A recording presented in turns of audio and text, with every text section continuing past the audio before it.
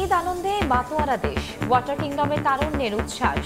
সৈকতে পর্যটকের ঢল, বাবা মার হাত ধরে চিড়িয়াখানায় শিশুরা, বিনোদন কেন্দ্রে পরিবার বন্ধুদের নিয়ে উদযাপন।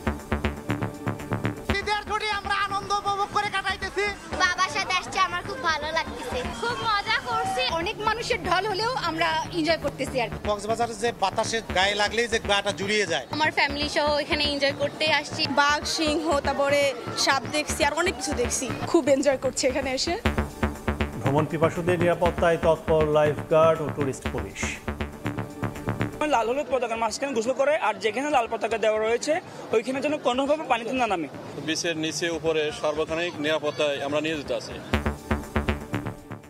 দেখছিলেন প্রধান শিরোনাম। রাতের সময় সঙ্গে আছি আমি কনক আজাদ এবং আমি কাজল আব্দুল্লাহ।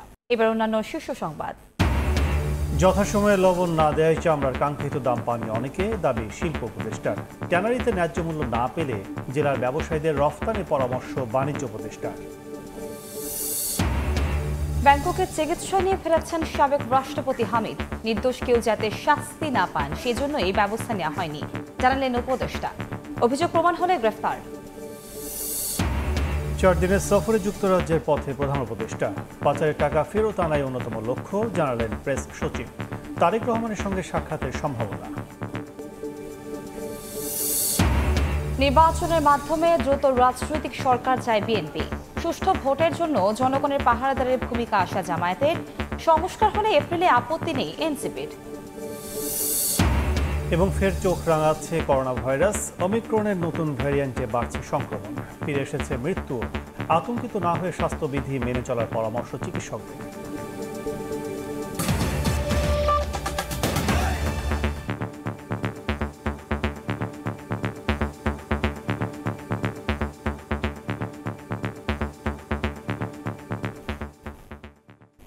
ঈদের তৃতীয় দিনে বিভিন্ন বিনোদন কেন্দ্রে আনন্দের সময় পার করছেন সাধারণ মানুষ। বিভিন্ন রাইডে চড়ে বড়দের সঙ্গে ছোটরাও আনন্দে মাতোয়ারা। জাতীয় চিড়িয়াখানা সহ রাজধানী ও আশেপাশের বিভিন্ন স্থানে ঢল নামে ভ্রমণ পিপাসুদের। সবার জন্য আরও বিনোদন কেন্দ্র বাড়ানোর দাবি সাধারণ মানুষের। ধ্রুব ব্যানার্জি ও জানাতুল দোলনাকে সঙ্গে নিয়ে তোহা খান তামিমের রিপোর্ট।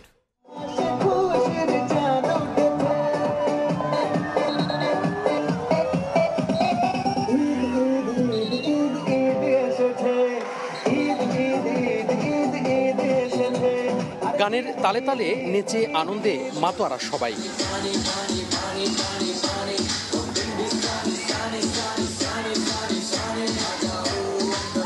ঈদ উদযাপনে বাঁধ স্বাধীনী বয়স, ছোট থেকে বড় সবাই মেতেছেন ঈদ আনন্দে।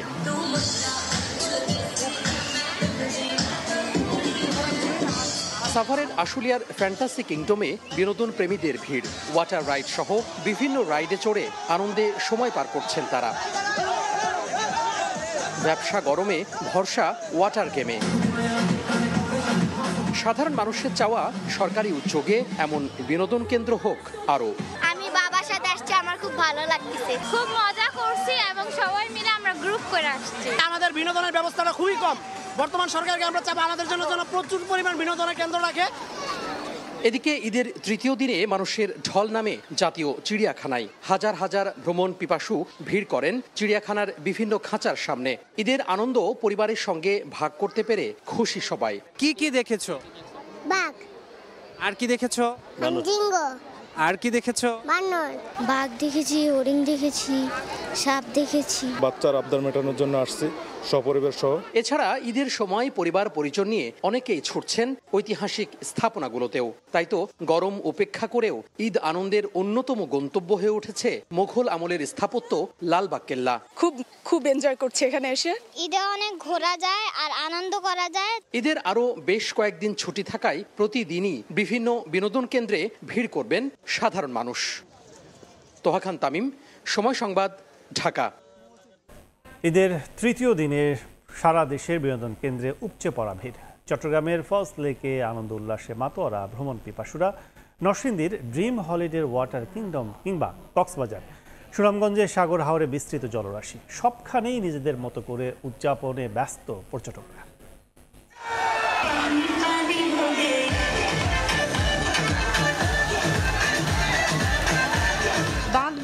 আনন্দে মাতোয়ারা তরুণ তরুণীরা। তীব্র গরম উপেক্ষা করে চট্টগ্রামের ফয়েজ লেকের সি ওয়ার্ল্ডে সব বয়সী বিনোদন প্রেমীর উপচে পড়া ভিড়। ওয়েব পুল, ড্যান্সিং ফ্লোরে বিনোদন প্রেমীদের গানের তালে হুড়োহুড়ি, নেচে গিয়ে মেতেছেন ঈদ আনন্দে। খুবই মজা করছি, ঈদের আনন্দ তো এরকমই হওয়া উচিত।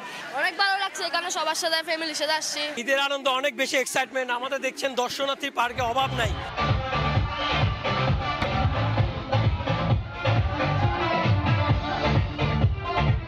নরসিংদীর ড্রিম হলিডে পার্কে গানের তালে তালে উল্লাসে মেতেছেন বিনোদন প্রেমীরা। পরিবার পরিজন নিয়ে অনেকেই চড়ছেন প্যাডেল বোটে, ঘুরে ঘুরে দেখছেন ভূতের রাজ্য। ওয়াটার পার্ক এটা খুবই সুন্দর একটা জায়গা। ঈদের আনন্দকে সবার সাথে ভাগাভাগি এবং সময় কাটানোর জন্যই এখানে আসা। কক্সবাজারে সাগরের নোনা জলে উচ্ছ্বাসে মেতেছেন 2 লাখের বেশি পর্যটক। সাগর উত্তাল থাকায় লাল পতাকা টানিয়ে সমুদ্র স্নানে সতর্ক করা হলেও মানছেন না ভ্রমণ পিপাসুরা। তবে পর্যটকদের নিরাপত্তায় সতর্ক অবস্থায় রয়েছে লাইফগার্ড ও টুরিস্ট পুলিশ। অনেক মানুষের ঢল হলেও আমরা এনজয় করতেছি। বিচের নিচে উপরে সর্বক্ষণিক নিরাপত্তায় আমরা নিয়োজিত আছি। এদিকে পটুয়াখালীর কুয়াকাটা সমুদ্র সৈকতেও ঢল নেমেছে বিনোদন প্রেমী মানুষের। প্রিয়জনকে সঙ্গে নিয়ে উৎসবে মেতেছেন তারা। কেউ কেউ নোনা জলে গা ভাসান, আবার কেউ কেউ স্পিড বোটে ঘুরে বেড়ান উত্তাল সাগরে। খুবই ভালো লাগতেছে, হাজবেন্ড নিয়ে আমরা চলে এসেছি। ভোরবেলা এটা যে সূর্যোদয়টা, সেটা আরো বেশি সুন্দর। ঈদের ছুটিতে সুনামগঞ্জের টাঙ্গুয়ার হাওরেও গেছেন অনেক পর্যটক। লাইফ জ্যাকেট গায়ে নিয়ে ভেসে বেড়াচ্ছেন পানিতে। প্রিয়জনের সঙ্গে উপভোগ করছেন প্রকৃতির অপার সৌন্দর্য। শামিমা শাম্মী, সময় সংবাদ। সময় মতো লবণ না লাগানোয় অনেকেই চামড়ার দাম পাননি বলে জানালেন শিল্প উপদেষ্টা আদিলুর রহমান খান। সকালে সাভারের চামড়া শিল্প নগরী পরিদর্শনে গিয়ে তিনি বলেন, লবণজাত চামড়ার দর ঠিকই ছিল, সরকারের তৎপরতায় এবার তুলনামূলক কম চামড়া নষ্ট হয়েছে। এদিকে ট্যানারি মালিকরা চামড়ার সঠিক দাম না দিলে জেলা পর্যায়ের ব্যবসায়ীদের রপ্তানির পরামর্শ দিয়েছেন বাণিজ্য উপদেষ্টা। তো 3 পিসের দাম আমরা 550 টাকা দিল। যারা নিচ্ছে ট্যানারি লোকরা প্রায় 200 টাকা কম। ছোট বড় আছে, তারপর চামড়ার অনেক ডিজিজ আছে, কাট হয় অনেক চামড়ায়। তো ওগুলোতে আমরা যখন কিনি তখন তো দেখা আমরা একদম বাচ্চা আমরা নিতে চাই। এমন পরিস্থিতিতে ঈদের 2 দিন পর সোমবার সাভারের চামড়া শিল্প নগরী পরিদর্শনে যান শিল্প উপদেষ্টা আদিলুর রহমান খান। পরিদর্শন শেষে জানান, এ পর্যন্ত 3,78,000 পিস চামড়া এসেছে শিল্পনগরীতে। ঢাকায় আছে 7.5 লাখ পিস। এ সময় চামড়ার বাজার নিয়ে ওঠা অভিযোগের বিষয়ে দৃষ্টি আকর্ষণ করা হয় উপদেষ্টার। শিল্পের সক্ষমতাটা আমরা বাড়াতে চাই, কিন্তু যেন চামড়াটা নষ্ট না হয় সেটাও চেষ্টা করছি। এই জন্যই এই রপ্তানির প্রশ্নটা এসেছে। এটা আমরা দেখছি যে আমাদের এই শিল্পের সংরক্ষণের জন্য যা করা সম্ভব আমরা করব। এ সময় চামড়া শিল্পের সুরক্ষায় সব ধরনের পদক্ষেপ নেওয়ার কথা জানান উপদেষ্টা। বলেন, এবছর 30,000 টন লবণ বিতরণ করা হয়েছে। সরকারের তৎপরতায় চামড়া কম নষ্ট হয়েছে। লবণ ছিল কিন্তু পর্যাপ্ত, যেটা লাগবে লাগাতে। আবার সব মাদ্রাসায় এফিশিয়েন্ট না এটা হ্যান্ডেল করার জন্য। অনেক বড় মাদ্রাসাগুলি হ্যান্ডেল করে, কিছু কিছু ছোট মাদ্রাসায় সেটা পারে নাই। এই জন্য কিছু জায়গায় এটা সমস্যা হয়েছে। এদিকে দুপুরে যশোরের বৃহৎ চামড়ার হাট রাজার হাট পরিদর্শন করেন বাণিজ্য উপদেষ্টা। ট্যানারি মালিকরা চামড়ার সঠিক দাম না দিলে জেলা পর্যায়ের ব্যবসায়ীদের রপ্তানি করার পরামর্শ দেন তিনি। পূর্বের সব বিধিনিষেধ 3 মাসের জন্য স্থগিত করা হয়েছে বলেও জানান তিনি। বাণিজ্য মন্ত্রণালয় তার নিজের নিয়ন্ত্রণাধীন অবস্থায় কাঁচা চামড়া এবং ওয়েট ব্লু চামড়া রপ্তানিকে উপযোগী করে দিয়েছেন। এখানকার ব্যবসায়ীরা যদি মনে করেন যে ওনারা এই ট্যানারির কাছ থেকে মূল্য পাচ্ছেন না, ওনারা সরাসরি রপ্তানি করে দিক। গত 15 বছরে চামড়া খাতে যে অধপতন, নৈরাজ্য ও সিন্ডিকেট হয়েছে তা ভেঙে দিতে অন্তর্বর্তী সরকার কাজ করছে বলেও জানান উপদেষ্টা। সাইফুল ইসলাম, সময় সংবাদ, ঢাকা। সারা দেশে কোরবানির পশুর কাঁচা চামড়া সংগ্রহের কাজ প্রায় শেষ পর্যায়ে। বিভিন্ন জেলায় মৌসুমি ব্যবসায়ীদের কাছ থেকে চামড়া কেনার পর এখন সেগুলোতে লবণ দিয়ে সংরক্ষণের ব্যবস্থা করা হচ্ছে। বিক্রেতারা ন্যায্য মূল্য না পাওয়ার অভিযোগ তুললেও ব্যবসায়ীরা বলছেন, সরকার নির্ধারিত দামেই কেনা হয়েছে চামড়া, তবে মান অনুযায়ী দামে কম বেশি হয়েছে। কোরবানির চামড়া কেনার পর সেগুলো লবণ দিয়ে সংরক্ষণের কাজ করছেন কর্মচারীরা। কুষ্টিয়ায় 10 দিন পর থেকে চামড়া সংগ্রহ শুরু করবেন ট্যানারি মালিক। করে আমরা রেখে দিচ্ছি, যখন কোম্পানি অর্ডার দেবে তখন আমরা পাঠাবো। 10 দিন ঢুকতে না দেয়, তার প্রচুর ছাগলের চামড়ার, বিশেষ করে ছাগলের চামড়া নষ্ট হয়ে যাবে।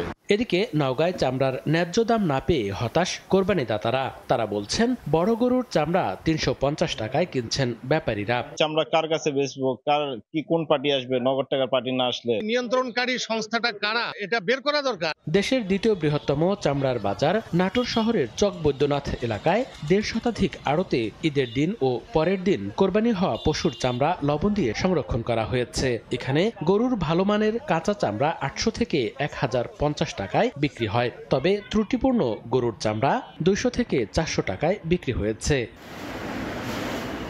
আগামী বুধবার থেকে উত্তরাঞ্চলের 33টি জেলার পশুর চামড়া নাটোরে আসা শুরু হবে, আর আগামী শুক্রবার থেকে 1 মাস ব্যাপী চলবে চামড়ার হাট। মনিরুজ্জামান প্রান্ত, সময় সংবাদ। 3 দিনে 50,000 মেট্রিক টন বর্জ্য অপসারণের দাবি করে ঢাকার 2 সিটি কর্পোরেশন বলছে শতভাগ ময়লা সরিয়ে নগরীকে পরিচ্ছন্ন করা হয়েছে। যদিও পুরান ঢাকার কয়েকটি এলাকায় দেখা গেছে সড়কের 2 পাশে পড়ে আছে বর্জ্য, এতে দুর্গন্ধে অতিষ্ঠ বাসিন্দারা। সড়কের 2 পাশের কোরবানির পশুর বর্জ্যের ছোট ছোট স্তূপ। পুরান ঢাকার সূত্রাপুরের লোহার পুল থেকে কাঠের পুল পর্যন্ত এই অবস্থা, দুর্গন্ধে অতিষ্ঠ বাসিন্দারা। সূত্রাপুরের বাসিন্দারা বলছেন অন্যবার ঈদের দিনই পরিষ্কার হয়ে যায় এই রাস্তা, তবে এবার উল্টো চিত্র। রোগ জীবাণু ছড়িয়ে পড়ার আশঙ্কায় ক্ষোভ জানান কেউ কেউ। আজকে ঈদের 3য় দিন, এখনো এই যে দেখেন এই প্রেক্ষাপট। 3 দিন হচ্ছে, 3 দিনে যাবত এখনো ময়লা কোনো পরিষ্কার হয় নাই। গাড়িটা না যা পাইছে লয়ে গেছে আর বাকি কিনারে ফালায় চলে গেছে। যদিও শতভাগ বর্জ্য অপসারণের দাবি ঢাকা দক্ষিণ সিটি কর্পোরেশনের। সোমবার বিকেলে নগর ভবনের পরিবর্তে রাজধানীর ওয়াসা ভবনের সংবাদ সম্মেলন করে সিটি কর্তৃপক্ষ। প্রশাসক জানান ঈদের 3য় দিন দুপুর পর্যন্ত 31,226 মেট্রিক টন বর্জ্য অপসারণ করা হয়েছে। 8টি হাটের যে বর্জ্য সেগুলো আমরা অপসারণ করেছি, কিছু কিছু বাস এখনো হয়তো থাকতে পারে। সব বর্জ্য অপসারণের দাবি উত্তর সিটিরও। দুপুরে গুলশানের নগর ভবনে সংবাদ সম্মেলনে প্রশাসক বলেন লোকবল সংকট থাকায় এখনো অনেক জায়গায় বর্জ্য অপসারণ করা সম্ভব হয়নি, তবে দ্রুত সে বর্জ্যগুলো অপসারণের আশ্বাস দেন তিনি। আমাদেরও মানে সার্ভিস লাইন এবং অন্য জায়গায় যেটা আমাদের রিচের বাহিরে, সেটা আমরা যেতে হবে, আমাদেরকে এটা আমরা স্বীকার করি, আমরা যাব। 2 সিটি বলছে গত বছরের তুলনায় এবার পশু কোরবানি কমলেও বেড়েছে বর্জ্য। কিন্তু কামান লাগানো হচ্ছে মশার জন্য। রায়দুল ইসলাম শুভ, সময় সংবাদ, ঢাকা। জীবাণুমুক্ত থাকার কন্ট্রোল হাতে রাখি বলেই আমরা নিশ্চিন্ত। স্যাভলন, জীবাণুমুক্ত প্রতিদিন। থাইল্যান্ডে 1 মাস চিকিৎসা নিয়ে দেশে ফিরেছেন সাবেক রাষ্ট্রপতি আব্দুল হামিদ। নির্বিঘ্নেই বিমানবন্দর থেকে বেরিয়ে যান তিনি। জুলাই হত্যাযজ্ঞের মামলা থাকার পরও তার বিরুদ্ধে কেন ব্যবস্থা নেওয়া হয়নি এমন প্রশ্নের জবাবে স্বরাষ্ট্র উপদেষ্টা বলেছেন নির্দোষ কেউ যেন শাস্তি না পায় সেজন্যই সাবেক রাষ্ট্রপতির বিরুদ্ধে কোনো ব্যবস্থা নেওয়া হয়নি, তবে অভিযোগের সত্যতা মিললেই গ্রেফতার করা হবে। চিকিৎসা নিতে গেল 7 মে ব্যাংককের উদ্দেশ্যে থাই এয়ারওয়েজের ফ্লাইটে ঢাকা ছেড়েছিলেন সাবেক রাষ্ট্রপতি মোহাম্মদ আব্দুল হামিদ। জুলাই হত্যাযজ্ঞের মামলা থাকার পরও তার দেশ ত্যাগ নিয়ে নানা মহলে তৈরি হয়েছিল ক্ষোভ। সমালোচনার মুখে কিশোরগঞ্জের এসপি সহ পুলিশের 3 কর্মকর্তার বিরুদ্ধে নেওয়া হয়েছিল ব্যবস্থা। এরই মধ্যে রোববার রাতে সাবেক রাষ্ট্রপতি দেশে ফিরে এলেও কোনো ব্যবস্থা নেয়নি সরকার। শাহজালাল আন্তর্জাতিক বিমানবন্দর কর্তৃপক্ষ জানিয়েছে সাধারণ যাত্রীদের মতোই দেশে ফিরেছেন আব্দুল হামিদ। রাজধানীর যাত্রাবাড়ী থানা পরিদর্শন শেষে সাংবাদিকদের প্রশ্নের জবাবে স্বরাষ্ট্র উপদেষ্টা জানান নির্দোষ কেউ যাতে শাস্তি না পায় তাই সাবেক রাষ্ট্রপতির বিরুদ্ধে ব্যবস্থা নেওয়া হয়নি। নির্দোষীরা যেন কোনো অবস্থায় সাজা না পায়, এই জন্য আমাদের ইনভেস্টিগেশনটা করতে দেন। যদি ইনভেস্টিগেশন করার পর যেই দোষী হোক না কেন কাউরে আইনের বাইরে থাকা হবে না। উপদেষ্টা আরও জানান সাবেক রাষ্ট্রপতির দেশত্যাগে সংশ্লিষ্ট পুলিশ কর্মকর্তাদের বিরুদ্ধে তদন্ত এখনো শেষ হয়নি। রিপোর্ট পেলে সে অনুযায়ী ব্যবস্থা নেওয়া হবে। 3 জনের একটা কমিটি হয়েছে, ওনাদের একটা রিকমেন্ডেশন দিছে, ওই রিকমেন্ডেশনটা পাওয়ার পরে ওনাদের যদি দোষী হয় ওনাদের ব্যবস্থা নেওয়া হবে, যদি দোষী না হয় ওনাদের আবার যার যার জায়গায় ফেরত হবে। ঈদে সারা দেশের আইন শৃঙ্খলা পরিস্থিতি নিয়ে সন্তোষ জানান স্বরাষ্ট্র উপদেষ্টা। শফিকুজ্জামান রুবেল, সময় সংবাদ, ঢাকা। 4 দিনের সরকারি সফরে লন্ডনের উদ্দেশ্যে ঢাকা ছেড়েছেন অন্তর্বর্তী সরকারের প্রধান উপদেষ্টা ডক্টর মোহাম্মদ ইউনূস। সোমবার সন্ধ্যা 7:30টায় এমিরেট অস্ত্র একটি ফ্লাইটে যুক্তরাজ্যের উদ্দেশ্যে ঢাকা ত্যাগ করেন তিনি। এ সফরে রাজা 3য় চার্লসের হাত থেকে কিংস চার্লস হারমোনি অ্যাওয়ার্ড গ্রহণ করবেন ডক্টর ইউনূস। এছাড়াও ব্রিটেনের রাজা ও সংশ্লিষ্টদের সঙ্গে বাংলাদেশের স্বার্থ সংশ্লিষ্ট বিভিন্ন বিষয়ে আলোচনা হবে। তবে এসবের বাইরে লন্ডনে অবস্থানরত বিএনপির ভারপ্রাপ্ত চেয়ারম্যান তারেক রহমানের সঙ্গে বৈঠকের সম্ভাবনা নিয়ে আলোচনা তৈরি হয়েছে। প্রেস সচিব জানিয়েছেন, সফরে ফ্যাসিবাদী আমলে পাচার হওয়া টাকা ফেরাতে সংশ্লিষ্টদের সঙ্গে আলোচনা হবে। ফোকাসটা থাকবে অ্যাসেট রিকভারি, যে টাকাটা চুরি হয়ে ইউকেতে গিয়েছে সেই টাকাটা কিভাবে আমরা রিকভার করব। এই যে অ্যাসেট রিকভারি, সেটার জন্য এই দুই অফিসিয়াল প্লাস প্রফেসরের মিটিংয়ে এগুলোতে একটা খুবই জোর পাবে। নির্বাচনের মাধ্যমে দ্রুত রাজনৈতিক সরকার চায় বিএনপি। আগামী নির্বাচন সুষ্ঠু করতে জনগণকে পাহারাদারের ভূমিকা পালনের আহ্বান জামাতের। আর এনসিপি বলছে, সংস্কার নিশ্চিত হলে এপ্রিলে ভোট নিয়ে কোনো আপত্তি নেই। ঈদের জমজমাট তৃণমূলের রাজনীতি। নিজ নিজ নির্বাচনী এলাকায় কর্মীদের সঙ্গে সময় কাটাচ্ছেন বিভিন্ন দলের নেতারা। সোমবার কক্সবাজারের পেকুয়া উপজেলা বিএনপির নবনির্মিত কার্যালয় উদ্বোধন শেষে সমাবেশে যোগ দেন দলটির স্থায়ী কমিটির সদস্য সালাউদ্দিন আহমদ। বলেন, নিরপেক্ষ নির্বাচনের মাধ্যমে দ্রুত রাজনৈতিক সরকার প্রতিষ্ঠা করাই বিএনপির লক্ষ্য। গণতন্ত্রের জন্য বাংলাদেশে একটি সুষ্ঠু নিরপেক্ষ নির্বাচনের মধ্য দিয়ে যত শীঘ্র সম্ভব একটি রাজনৈতিক সরকার প্রতিষ্ঠার জন্য আমরা এখনো কথা বলে যাচ্ছি। মৌলভীবাজারের বড়লেখা উপজেলায় ঈদ পুনর্মিলনী সভায় যোগ দেন জামায়াতে ইসলামীর আমির ডাক্তার শফিকুর রহমান। আগামী নির্বাচন সুষ্ঠু করতে জনগণকে পাহারাদারির ভূমিকা পালনের আহ্বান জানান তিনি। এই নির্বাচন যাতে সুষ্ঠু হয়, জনগণ যাতে তার পছন্দের আদর্শ ব্যক্তি এবং দলকে বাছাই করে নিতে পারে, তার সপক্ষে নিজের ভোট দিতে পারে, এই জন্য দেশবাসী অবশ্যই আমরা সবাই মিলে পাহারাদারের ভূমিকা পালন করব। পঞ্চগড় শহরের চৌরঙ্গি মোড়ে এনসিপির দক্ষিণাঞ্চলের মুখ্য সংগঠক হাসনাত আব্দুল্লাহকে সঙ্গে নিয়ে চা চক্র করেন উত্তরাঞ্চলের মুখ্য সংগঠক সার্জিস আলম। পরে সার্জিস বলেন, কিছু সংস্কার নিশ্চিত হলে এপ্রিলের নির্বাচন নিয়ে কোনো দ্বিমত নেই। অন্তর্বর্তীকালীন সরকারকে ততটুকু পেশাদারিত্বের পরিচয় দিতে হবে আইন শৃঙ্খলা রক্ষাকারী বাহিনীর মাধ্যমে, নির্বাচন কমিশনের মাধ্যমে এবং বিচার বিভাগের মাধ্যমে। এই সামগ্রিক প্রক্রিয়াগুলো যদি একটি সুন্দর পর্যায়ে পৌঁছায়, তাহলে এপ্রিলে নির্বাচন নিয়ে আমাদের জায়গা থেকে দ্বিমত থাকবে না। এছাড়া রংপুরের কাউনিয়ায় সম্প্রীতি ও ঐক্য সমাবেশে অংশ নেন এনসিপির সদস্য সচিব আখতার হোসেন। ঢাকা থেকে রংপুরে আসতে অন্তত আরো 4 ঘন্টা। চন্দ্রা বিশ্বাস, ববি, সময় সংবাদ। ঈদ আনন্দ পরিণত হলো বিষাদে। পানিতে ডুবে সারা দেশে মারা গেছেন 8 জন। কক্সবাজার সৈকতে নেমে প্রাণ গেল বাবা ছেলের। মৌলভীবাজারে মেয়েকে সাঁতার শেখাতে গিয়ে মৃত্যু হলো বাবা মেয়ে দুজনেরই। সিলেটের ভোলাগঞ্জের সাদা পাথর পর্যটন এলাকায় ঘুরতে গিয়ে নদীতে গোসলে নেমে মারা গেলেন এক পর্যটক। সাগর উত্তাল, সৃষ্টি হয়েছে গর্ত, তার উপর উল্টো স্রোতের টান বেশি।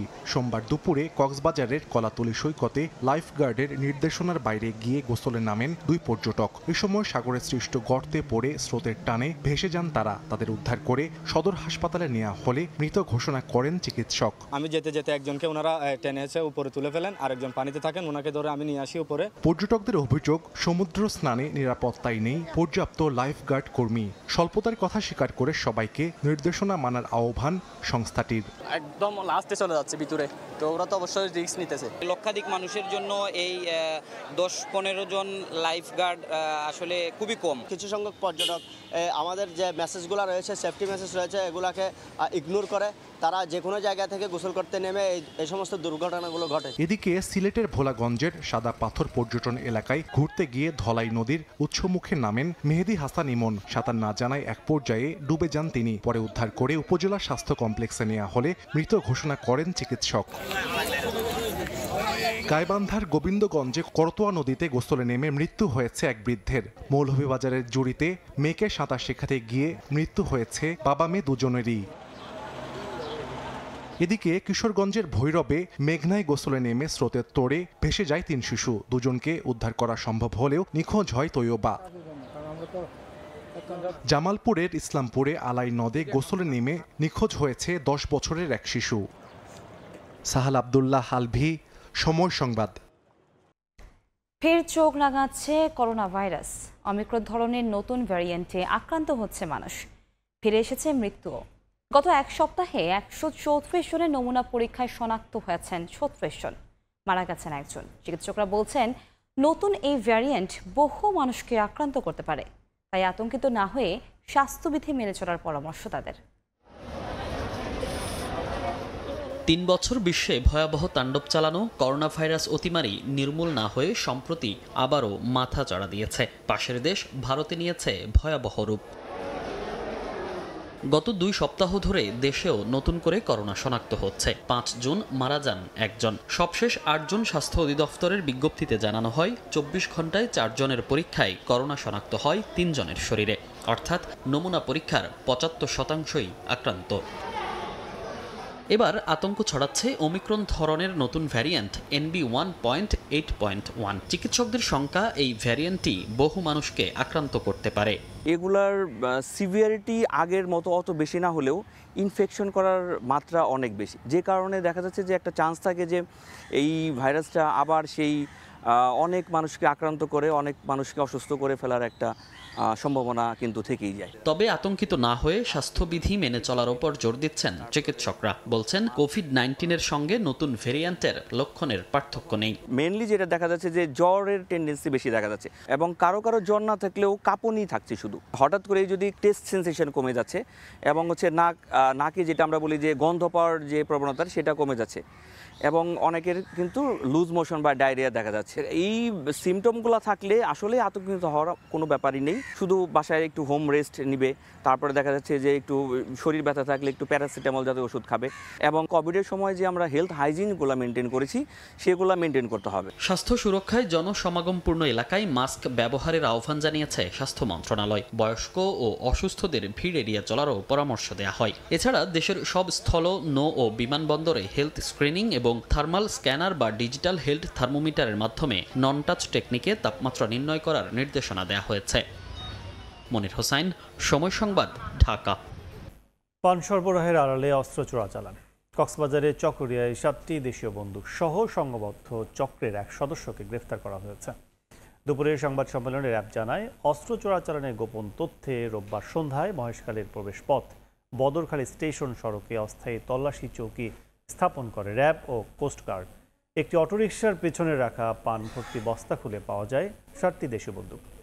যাত্রীবেশে থাকা 2 সন্দেহভাজনকে আটক করে জিজ্ঞাসাবাদ করা হয়। এ সময় আয়ুব আলীর অস্ত্র পাচারে জড়িত থাকার প্রাথমিক প্রমাণ পাওয়ায় গ্রেফতার দেখানো হয় তাকে। সন্দেহভাজন আরেকজনের জিজ্ঞাসাবাদ চলছে। র্যাব জানায়, মহেশখালী থেকে সংঘবদ্ধ অস্ত্র পাচারকারী চক্রটি দীর্ঘদিন ধরে তৎপর।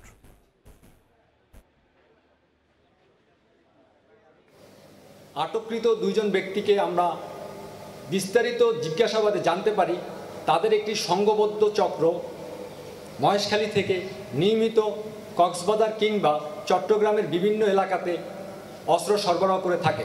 বর্ণিত অস্ত্রসমূহ সন্ত্রাসীরা এলাকায় আধিপত্য বিস্তার, ডাকাতি থেকে শুরু করে ভূমি দখল এবং অন্যান্য সন্ত্রাসী কর্মকাণ্ড পরিচালনার জন্য ব্যবহার করে থাকেন। রাস্তায় ঘরবাড়ি, অর্থ জোগাড়ের ভারে হারিয়ে গেছে শৈশব, শিক্ষার সুযোগ বলে কিছু নেই। এমন বাস্তবতায় পথ শিশুদের কাছে পৌঁছে যাচ্ছে মোবাইল স্কুল। খেলার ছলে ছোট্ট শিশুরা শিখছে বর্ণমালা। এই স্কুল শুধু শিক্ষাই দেয় না, হয়ে উঠেছে মানসিক বিকাশ কেন্দ্র। ফারদিন মাজহারের রিপোর্ট, ক্যামেরায় ছিলেন মোহাম্মদ শাহিন।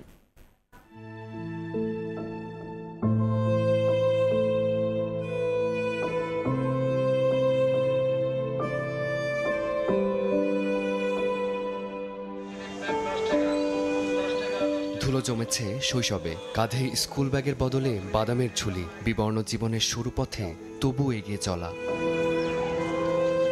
ক্লান্তিতে ছোট্ট শরীর এলিয়ে পড়ছে রেল স্টেশনে, পার্ক কিংবা ফুটওভার ব্রিজে। পরিবার টানতে টানতে হারিয়ে গেছে শৈশবের রংটাই। আম্মু তো মনে করেন সারাদিন একলা করতে পারে না দোকান, এখন অভাবে সংসার কি করব, তার জন্য একটু বসা লাগে। ফুল বেচতে খাই, ফুল না বেচলে চলবে কেমন? বাপ নাই দেখে করতে পারি না, পড়াশোনা করলে মারা দেখবো কেটে। এখন আমরা সবাই মোবাইল স্কুলে আসি, ঠিক আছে? সবাই উঠে আসো, মোবাইল স্কুলে যাব আমরা। অবহেলিত এই শিশুদের জীবনে রং ছড়াতে ছুটে চলছে মোবাইল স্কুল। এটি দেখলেই ছুটে আসে শিশুরা, খেলার ছলে শিখে নেয় বর্ণমালা, ছবি আঁকে, জট খোলে গণিতের, আনন্দে ভাসে নিষ্পাপ জীবন। পড়ালেখা ছাড়া এখানে এসে ছবি বা গান, আমার এখানে ছবি আঁকতে ভালো লাগে। আমি এই পাখি আঁকানো শিখেছি লিডু স্কুলের থেকে। ইউরোপীয় ধরন অনুসরণ করে কমলাপুর, সদরঘাট, রায়েরবাজার ও মিরপুরের বিভিন্ন স্থানে নির্ধারিত সময় হাজির হয় মোবাইল স্কুল, যেখানে মানসিক সহায়তা পেয়ে থাকে প্রান্তিক শিশুরা, জানতে পারে স্বাস্থ্যের নানা দিক। শিক্ষকরা বলছেন, এটা শুধু স্কুল নয়, শিশুদের ভ্রাম্যমাণ আশ্রয়ের জায়গাও। মানবিক বাস্তব মূল্যবোধ নামে একটা কারিকুলাম আছে, যেটা লিডো তৈরি করেছে। সেই কারিকুলামের মাধ্যমে আমরা এবং মোবাইল স্কুলের মাধ্যমে ওই কারিকুলামটা একসাথে অ্যাপ্লাই করি, যেন হচ্ছে শিশুরা যেন আনন্দ পায়। যখন শিশুরা রাস্তা থেকে উদ্ধার হতে চায় না বা রাস্তায় থাকতে চায়, তাদেরকে আমরা কিভাবে এই মোবাইল স্কুলের মাধ্যমে আরও মোটিভেট করতে পারি এবং রাস্তায় থেকে কিভাবে তারা তাদের জীবিকা নির্বাহ করবে বা কিভাবে তারা ইনকাম করবে, সেই বিষয়গুলো নিয়ে আমরা ফোকাসিং দেওয়ার চেষ্টা করছি। নিজেদেরকে কিভাবে সমাজে 8-10টা মানুষের মতো তারা প্রতিষ্ঠিত করতে পারে, সেই বিষয়গুলো নিয়েও এখানে আমরা তাদের সাথে আলোচনা করি। মোবাইল স্কুল কর্তৃপক্ষ বলছে, কার্যক্রম বাড়াতে দরকার পৃষ্ঠপোষকতা। রাষ্ট্র ক্ষমতায় যারা আছেন, রাষ্ট্রীয় ব্যবস্থাপনায়, পাশাপাশি বিভিন্ন বড় বড় কোম্পানি, এরা যদি ঠিক পৃষ্ঠপোষকতা করে ঠিক সময় ঠিকভাবে, তাহলে আমরা ছাড়াও আরও অনেকে হয়তো এই অ্যাপ্রোচটা নিয়ে কাজ করা সম্ভব বা কাজ করতে পারবে। কারণ এই মোবাইল স্কুলের মাধ্যমে ঝরে পড়া শিশুদের খুব নিকটে যাওয়া যায়, কাছে যাওয়া যায় এই প্রক্রিয়াটা দিয়ে। কার্যক্রম পরিচালনায় আইন শৃঙ্খলা বাহিনী সহ স্থানীয়দের সহায়তা চান স্কুল পরিচালনাকারীরা। পথের ধুলোয় মিশে থাকা এই পথশিশুরা এখন আলোর পথে হাঁটছে। মোবাইল স্কুলের পাঠশালায় তারা ফিরে পেয়েছে হারানো শৈশব আর কিছু স্বপ্ন দেখার সাহস। বইয়ের পৃষ্ঠা সবকিছু হয়তো তাদের এখনও পুরোপুরি জানা হয়নি, কিন্তু এই মোবাইল স্কুলের মাধ্যমে তারা জীবনের পাঠ শুরু করেছে ঠিকই। এখন সময় এসেছে পুরো সমাজকেই তাদের পাশে দাঁড়ানোর, কারণ সুযোগ পেলেও ওরাও পারবে। ফারদিন মাঝার, সময় সংবাদ, ঢাকা। কানাডার অন্টারিওতে নৌকাডুবে 2 বাংলাদেশি মারা গেছেন। তাদের মধ্যে একজন বিমান বাংলাদেশ এয়ারলাইন্সের ক্যাপ্টেন সাইফুজ্জামান। স্থানীয় সময় রোববার এই দুর্ঘটনা ঘটে। নিহত অপরজন বিজিএমএর সাবেক ভাইস প্রেসিডেন্ট এবং টিম গ্রুপের ব্যবস্থাপনা পরিচালক Abdullahil Rakib. Bangladesh business chamber of কানাডার ফাউন্ডারি প্রেসিডেন্ট সুবীর কুমার দে জানান, টরন্টো থেকে প্রায় 155 কিলোমিটার দূরে কাওয়ার্থা লেক এলাকায় সাইফুজ্জামান ও তার বন্ধু রাকিব সহ 3 জন নৌকা নিয়ে পানিতে নামেন। হঠাৎ বাতাসে সেটি উল্টে যায়, এতে রাকিব ও সাইফুজ্জামান প্রাণ হারান। পুলিশ জানায়, নৌকায় কোনো লাইফ জ্যাকেট ছিল না।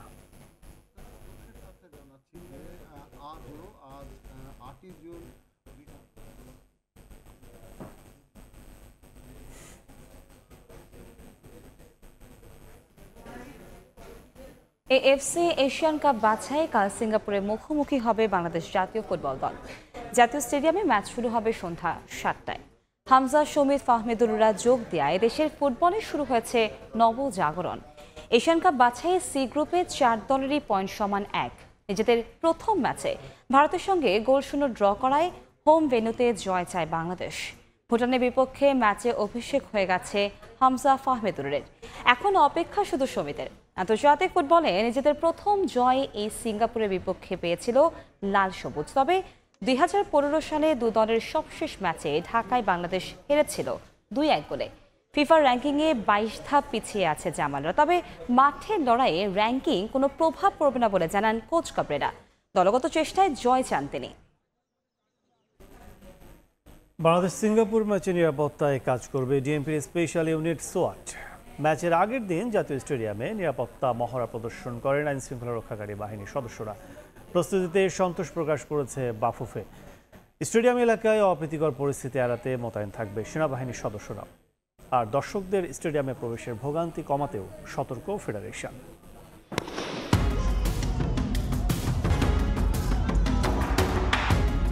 হঠাৎ জাতীয় স্টেডিয়ামে বিস্ফোরণ। স্টেডিয়াম অবরুদ্ধ করতে বন্দুক হাতে ঢুকে পড়েন কয়েকজন। তৎক্ষণাৎ পরিস্থিতি সামাল দিতে হাজির পুলিশের স্পেশাল ইউনিট সোয়াট। নিরাপত্তা চাদরে ঢেকে ফেলা হয় গোটা স্টেডিয়াম। বাংলাদেশ সিঙ্গাপুর ম্যাচ চলাকালীন যে কোনো ধরনের অনাকাঙ্ক্ষিত ঘটনা রুখে দিতে এভাবেই প্রস্তুতি নিয়েছে ডিএমপির কয়েকটি ইউনিট। শুধু সন্ত্রাসী হামলার প্রতিরোধী নয়, কিভাবে মাঠে ফুটবলারদের সুরক্ষা দেয়া হবে তার প্রস্তুতি ছিল সোয়াটের মহড়ায়। স্টেডিয়ামের নিরাপত্তায় 4 বলয়ে কাজ করবে আইন শৃঙ্খলা রক্ষা বাহিনী। সোয়াটের সঙ্গে কাজ করবে ডিএমপি বোম ডিসপোজাল ইউনিট। যে কোনো ধরনের বিস্ফোরক সামগ্রী নিয়ে কাজ করতে থাকবে ডিসপোজাল রোবটও। এছাড়া কাজ করবে K9 ডগ স্কোয়াডও। সাদা পোশাকে আইন শৃঙ্খলা বাহিনীর সদস্য থাকবে স্টেডিয়াম এলাকা জুড়ে। অনেকগুলো টিম কাজ করবে, এখানে সোয়াট থাকবে আমাদের, তারপরে আমাদের পুলিশের যেটা পোশাকি নিরাপত্তা সেটা থাকবে, এর বাইরে আমাদের কোভার্ট কিছু লোকজন থাকবে, যেটা আমরা আসলে ডিসকাস করি না। ম্যাচের আগে আইন শৃঙ্খলা বাহিনীর মহড়ায় সন্তুষ্ট বাফুফেও। ওনারা আমাদেরকে অনেক সহযোগিতা করেছেন, হেল্প করেছেন। কমিশনার সাহেবের সাথে কথা বলে কিন্তু এই সোয়াট টিমের মহড়াটা প্ল্যান করা হয়েছিল। আমরা যখন জয়েন্ট কমিশনের সাথে কথা বলেছিলাম তখন আমরা বলেছিলাম যে খেলার একদিন আগে যেন একটা মহড়া হয়, যেন আমরাও স্যাটিসফাইড ফিল করি। বাংলাদেশ সিঙ্গাপুর ম্যাচ শুরুর আগে বেশ কয়েকটি পরিকল্পনা রয়েছে বাফুফের। দর্শকদের ম্যাচের আগে মাঠে টানতে বেশ কিছু আয়োজন রেখেছে ফেডারেশন, যদিও বাতিল করা হয়েছে স্কাই ডাইভিং। এছাড়া মাঠে অপ্রত্যাশিতভাবে দর্শকদের ঢুকে পড়া নিয়েও সরব বাফুফে। এএফসি গেমে কিন্তু রেগুলেশনই আছে, যদি কেউ পিচ ইনভেশন করে জেলে যেতে হবে। এটা আমরা হ্যান্ড ওভার করে দিব পুলিশের কাছে, পুলিশ তখন এটা আইনের আওতায় নিয়ে, এটা কিন্তু দীর্ঘদিন এই মামলাগুলি চলে। সো আমরা রিকোয়েস্ট করব কোনো দর্শককে যেন পিচের ভিতরে ইনভেশন না করে, 1 নম্বর। 2 নম্বর হলো এখানে কিন্তু ফ্লেয়ার্স এবং স্মোক বম নট অ্যালাউড। স্টেডিয়ামের নিরাপত্তার জন্য শুধু আইন শৃঙ্খলা বাহিনীর সদস্যই নয়, কাজ করবে সেনাবাহিনীও। 10 জুন সিঙ্গাপুরের বিপক্ষে ম্যাচে যে কোনো অনাকাঙ্ক্ষিত ঘটনা রুখে দিতে প্রস্তুত সোয়াট টিম। সঙ্গে সিঙ্গাপুরকে মাঠে রুখে দিতে প্রস্তুত বাংলাদেশ জাতীয় ফুটবল দল। রিফাতুল ইসলাম মিরন, সময় সংবাদ, ঢাকা। এ ছিল রাতের সময়। সঙ্গে থাকুন সময়ের।